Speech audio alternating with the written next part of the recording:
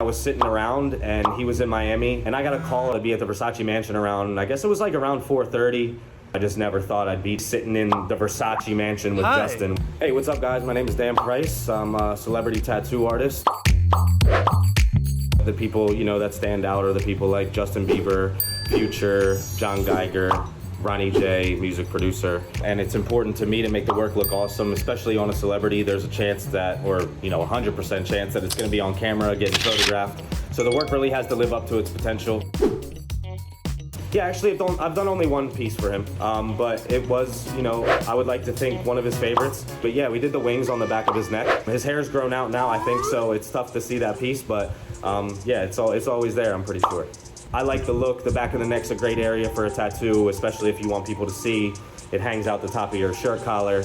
I think the cool part is, I guess about how it all came about. It was a random night. I was sitting around and he was in Miami and I got a call to be at the Versace mansion around, I guess it was like around 4:30.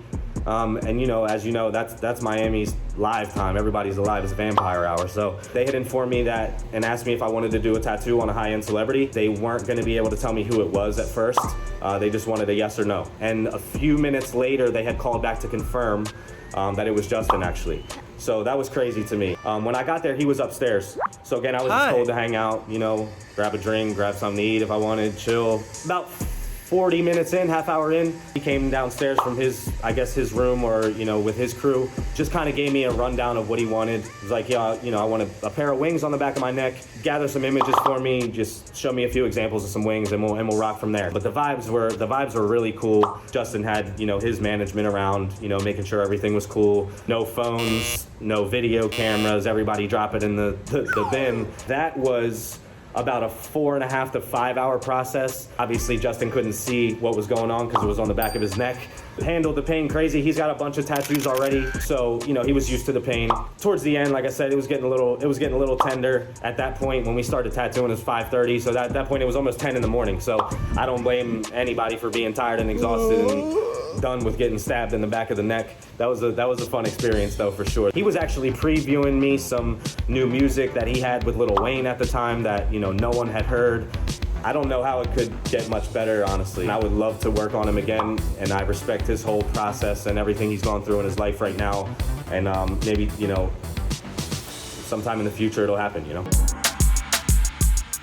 When you're in the car or you're by yourself and you have your favorite song on and you sing, most of the time you sound like trash. Like people are like, they think they sound great, but they sound trash. So he was doing the same thing with other people's songs, but it was better than everybody had ever sung it before. So it was like he could have really hopped on any song with anybody and just been the star. Yeah.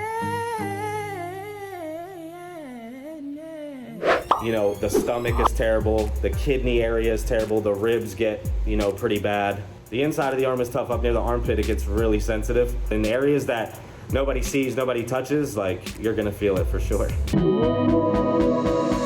One of my longtime friends, Rambo from LA, he calls me, he's like, hey, listen, I'm shooting with Future right now. He saw some of your work on me. He'd love to get something done. Can you be out here? I'm juggling all this stuff in my head, and I'm like, yeah, of course I'm gonna be out there. I wouldn't miss it for the world. Aside from, yeah, come work on me, I'm thinking of, damn, I've been listening to this guy's albums for 10 plus years, nonstop. Future's a god in his world. I feel like a child around him. So, but no, the experience is great. It's been super humbling. He has a whole leg sleeve dedicated to figures of power in the African-American culture. I believe it's Martin Luther King, Malcolm X. We did a portrait of Rosa Parks with some angels in her hair, representing her angelic ways and what she did for the culture. And that was an honor for me to put a piece on him that, meant a lot to him. The other ones are more fun pieces, we did a few cherubs, baby angels on his knee. We did the number 56 on his kneecap, which was dedicated to his album 56 Nights. And we started a larger piece actually on his upper thigh that's dedicated to his album Monster, which we're not finished yet. Last time I was tattooing him and Lil Uzi were recording their album.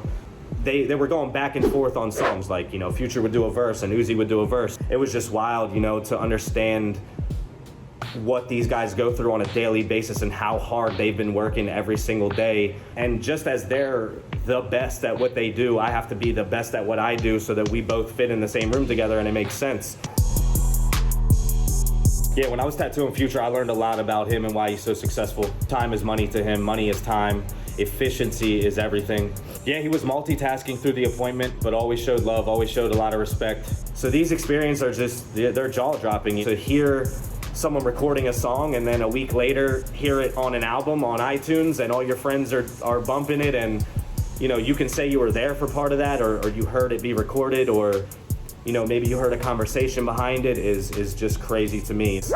It takes a while to finish pieces, you know? I would say if you're working on a sleeve, which is from your wrist all the way up to your shoulder, all the way around, it can be between 6 and 10 sessions, and those sessions go, you know, 7-8 hours at a time. So let's call it anywhere between, you know, 50 and 80 hours, depending on detail. I've done actually quite a bit of work on a guy named Ronnie J.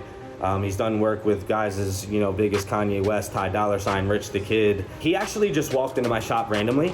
After we got acquainted in the shop and stuff, and we talked about working, and I found out who he was, that became a client too that I went to, you know, wherever he was. You know, he'd call me, hey, I'm in the studio, hey, I'm at my apartment, or, you know, we'd get a little, you know, penthouse or something and then post up in there and do a video.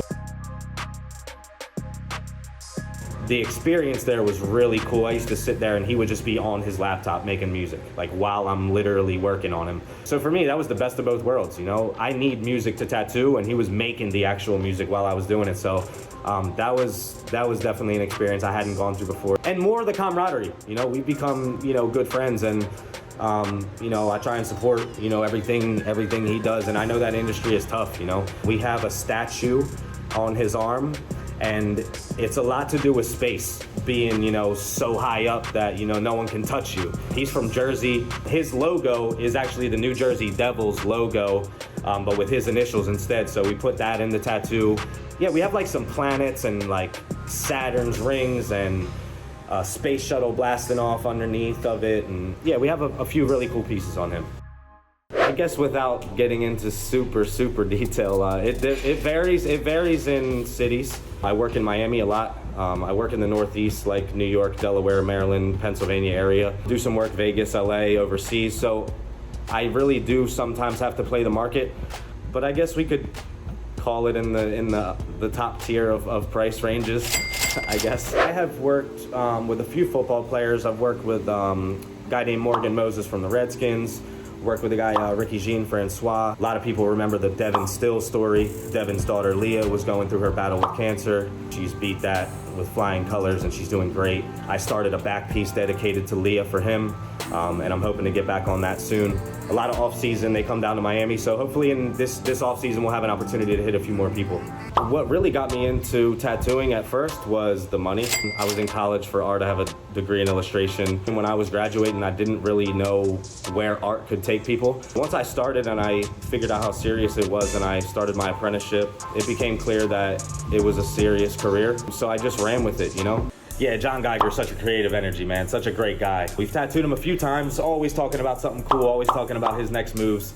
His shoes sell out in 5 seconds whenever they go up. We did a lot of smaller pieces, did a few finger tattoos on him. I believe we did a light bulb, did an initial on the side of his face here, did something above his ear, I believe it was like a little rose. The little light bulb, I believe, that we did on his finger was representational of, you know, just the boom of ideas, you know, that he has. But yeah, those pieces that we've done are cool. They're little memorable pieces where, you know, you can look down and you can get a bunch of them, you know. You don't have to, once you start getting huge pieces, there's only room for so much. The experiences are crazy, you know. I'm a huge fan of music. I grew up around music. My father was a musician. So, you know, when these guys are flying me out or inviting me to a space, you know, first, I'm a fan, you know, first, always. I just never thought I'd be traveling and, you know, be sitting in the Versace mansion with Justin. So yeah, these experiences for me are, a lot of times I'm lost for words.